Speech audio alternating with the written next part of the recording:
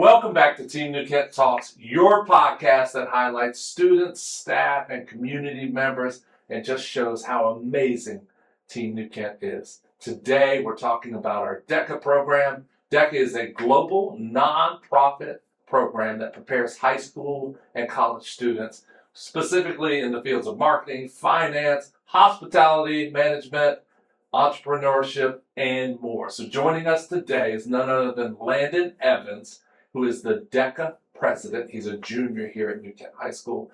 And Thomas Moore, who's a DECA member and an entrepreneur and creator of T Moore Creations. So you are going to learn a lot from them. This is one of my favorite podcast episodes ever. So I hope you enjoy it.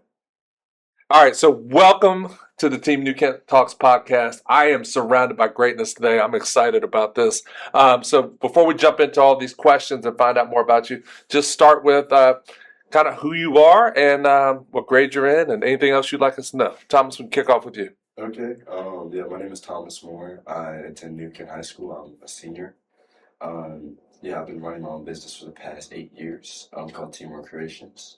With T Moore Creations, of course, I have an all-natural skincare line. That means there's no water, no alcohol, and no type of preservatives in it. And actually all ingredients that you can pronounce. With my products, I provide body butter, sugar scrubs, moisturizers, hair care products. It's just a long list of things that genuinely just help out your skin and actually just be naturally you. That's about me.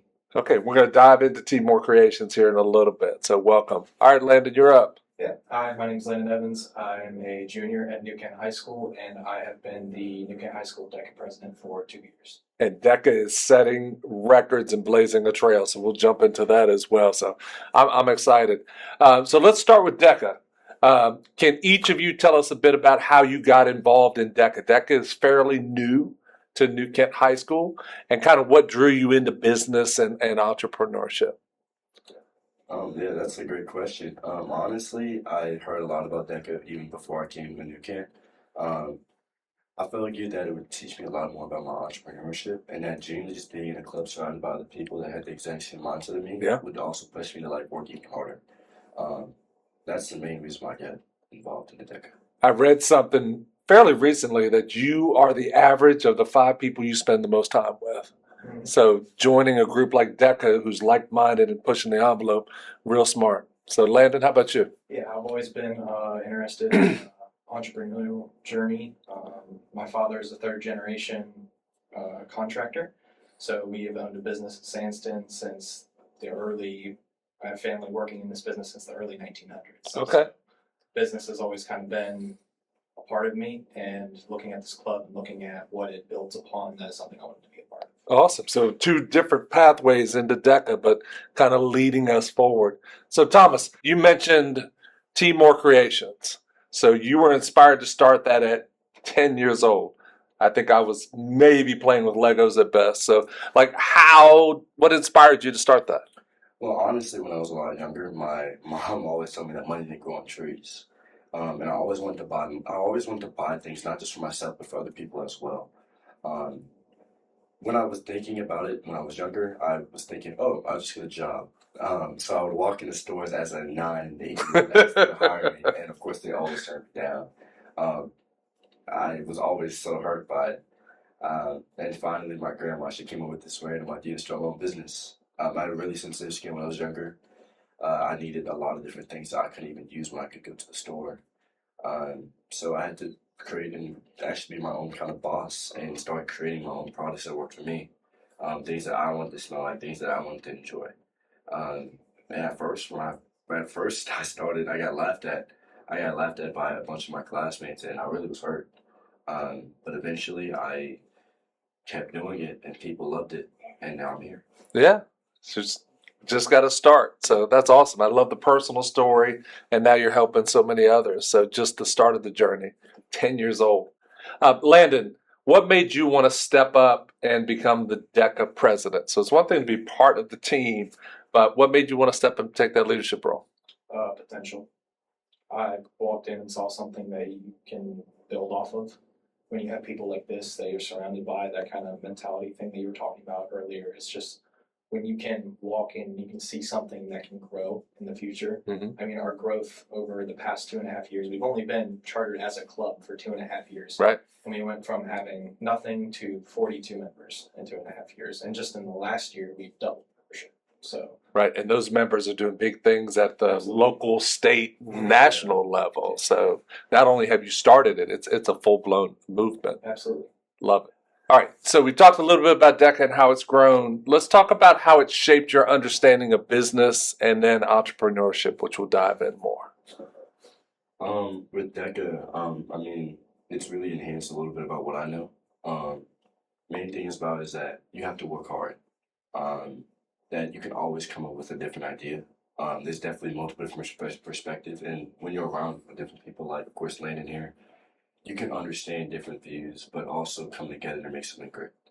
Um, I feel like with, of course, the entrepreneurship side of it, that finding little things that people might need, whether it's in a big community or a smaller community, there's always going to be something that's going to be like refined almost. Yeah. Yeah, that's the main thing that I know. There's always a gap. Yeah.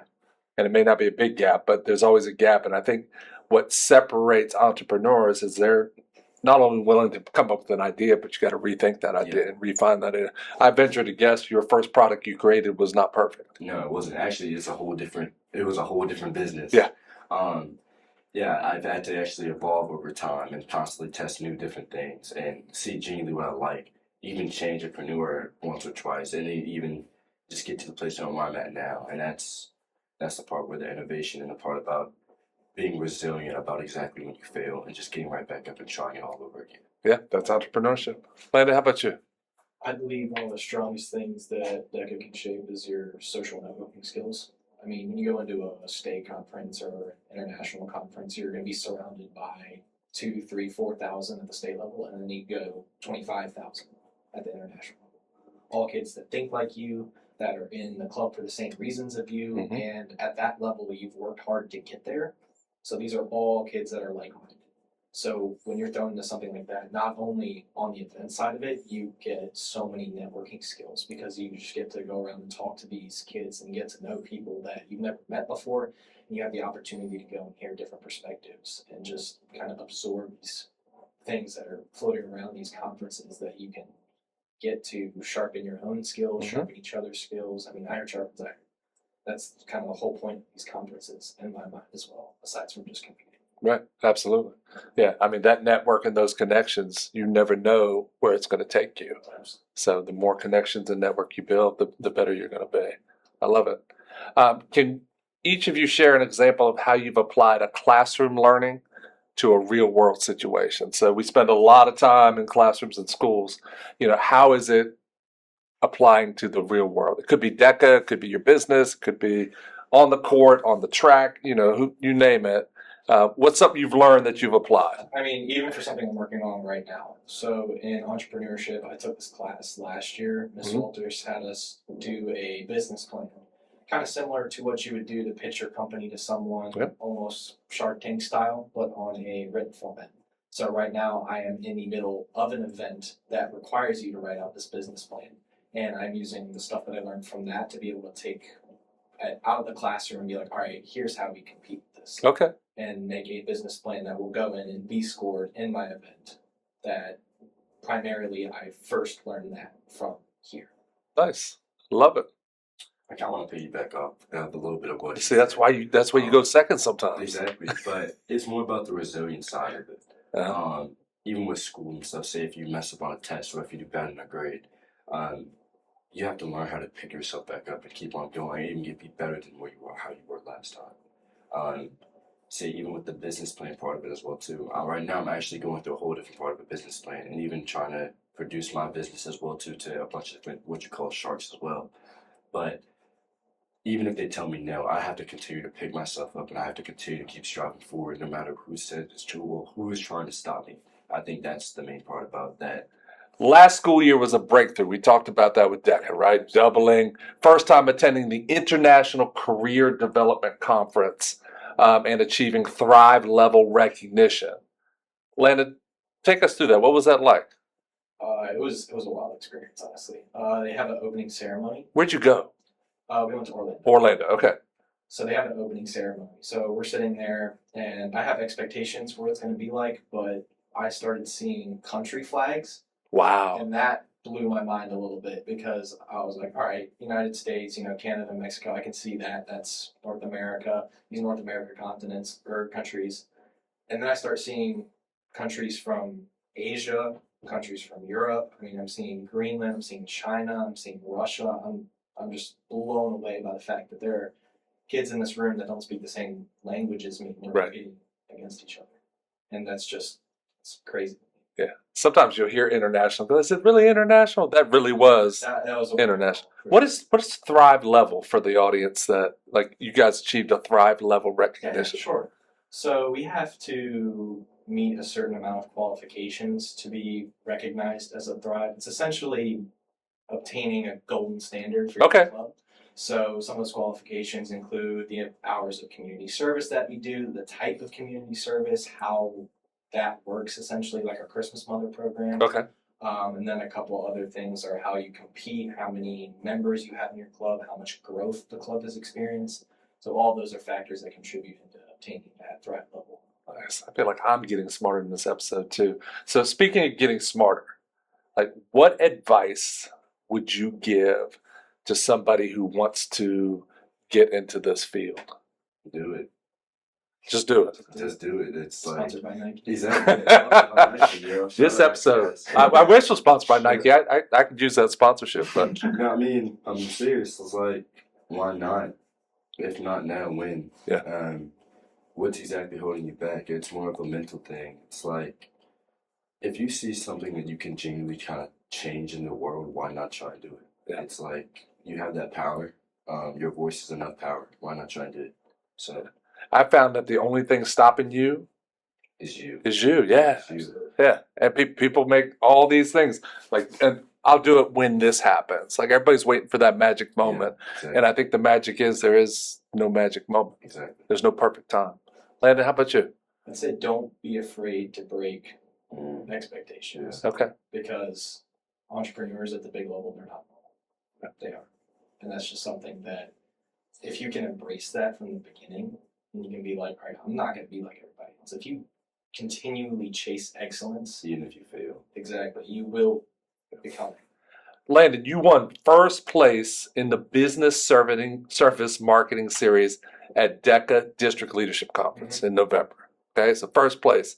What did that competition involve? Like, what did you have to show up and do? Yeah, sure. So originally there is a test, and it is a marketing test. And you take the test, and that accounts for 50% of your score. Okay. And then you show up. A majority of these DECA events, you will show up, and you'll have a partner. Sometimes you'll be by yourself. And you'll sit down. You will have not seen this prompt, and it gives you a prompt that typically relates to obviously the competition in which you're in. So if you're in like food service, you'll get how do you manage this food service branch when this problem arises. You get 15 minutes, you see it then, and you see it there, and you have to come up with something to present to the judge at the end of the 15 minutes. So it's all just what can you think of on the spot? How can you fulfill the judge's rubric, but then also be the one that they think at the end are just like, wow, that is something I wouldn't have thought of. So part one, do you have the foundational knowledge of the content? Right. Right. Part two, can you do something with it and potentially do something that nobody else can do with it? Yeah. I love it. Thomas, you appeared, this is not your first time on camera. You appeared on Virginia This Morning in October. And we found out you're speaking at the Youth Entrepreneur Summit in March. What's it like sharing your story and inspiring, can I say the next generation? Because you are the next generation, inspiring others. How about that? Honestly, it's super fun. I love doing it. It genuinely feels awesome doing it. I feel like motivating the next generation, it makes me feel almost like I'm making a difference. Yeah. I'm giving them the sense of hope that it's like, oh yeah, I can do it too. Like I can be this guy that's just, when he was 10 years old starting his own business. It's like, it's more of empathy as well too. It's like I'm putting them into my shoes and be like, yeah, you can be it too. Having them sit right beside me as well too, guiding them exactly about it. In fact, I have a mentee right now. He's about 7 years old. He's trying to actually start his own business. Okay. And in fact, he's still right in the beginnings of stuff, but he's still coming up with different ideas about what he wants to do to make an impact. And just genuinely seeing it firsthand, it's genuinely so thrilling for me, and I love it. All right, guys, your journey is far from over, even though you'll be crossing the graduation stage real soon. What's been your favorite moment so far? And it could be DECA, it could be entrepreneur, it could be anything along your journey. Favorite moment? It's going to kind of sound a little bit weird, but at the same point, it's about getting to where I'm at now. Genuinely just like looking and reflecting on everything that's brought me to where I'm at now. It's like, dang, I did it. I'm proud of you. I'm proud of the person I'm becoming. I'm happy to see where I'm going next. And that's my favorite moment. It's the part about looking at it, genuinely just smiling about the times I failed and the times I succeeded. And it's like, dang, I did it. Yeah. It's nice to look back and see how far you've come. Yeah. So every once in a while, you can look in the rear view. Landon. Yeah, I think finally looking back, this was after districts at our success in the club. It was a really rewarding moment for me because I joined this club. I was telling my friends, I was like, come on, because I grew up with a lot of kids in beta, and I knew them, and I was like, you're going to love this. I think this is something we can get into. And seeing the club grow from essentially nothing to being like, now I've just watched all these people walk the stage with medals at a higher fraction than schools that are twice as large as us. And it's like, it's a really rewarding experience watching it go from like, all right, last year we only got 4. The year before that might have only been 1 or 2, if any at all. I'm not sure because I wasn't part of it. But watching it go from that to 13 across the stage is just a super rewarding experience because you can do a lot for yourself. And I can go out and get first place, and that's great. But watching something that I've strived to build finally like come to life is just super amazing. That's awesome. I can't thank you guys enough for spending time with us today. I feel like I'm on the ground floor of greatness because you will be hearing about the impact of these guys for decades moving forward. So thank you for being here. Thank you for being a part of Team New Kent. And I'm better because of this conversation, and I know others will be better. So thank you. Absolutely. Thank you for joining another episode of Team New Kent Talks.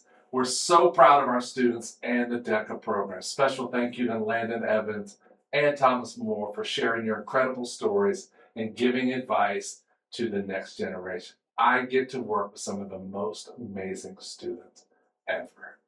Thank you again for following Team New Kent Talks. Make sure you subscribe, and we'll see you next time.